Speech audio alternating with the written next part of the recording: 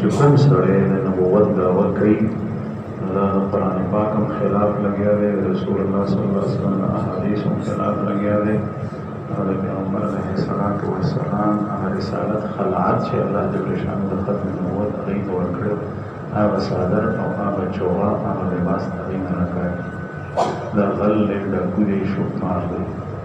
دته رسول الله صلی الله علیه وسلم کذاب ویلي، دروغجن.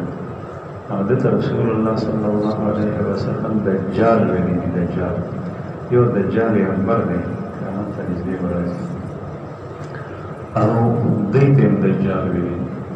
دجال لفظ چې چا د نبوت دعوت دروغ کړي د هغه لپاره په حدیث کې یو حدیث مبارک کې رسول الله صلی الله علیه وسلم فرمایي چې زما نه پس به 30 دجالان راځي، 30 دجالون کذابون، 30 دجال کذاب راځي. بعضې حضرات وایي دا عادت د تکثیر دپاره دی، دې کې کم و بیش هم کېږي شي، او چې کوم سړی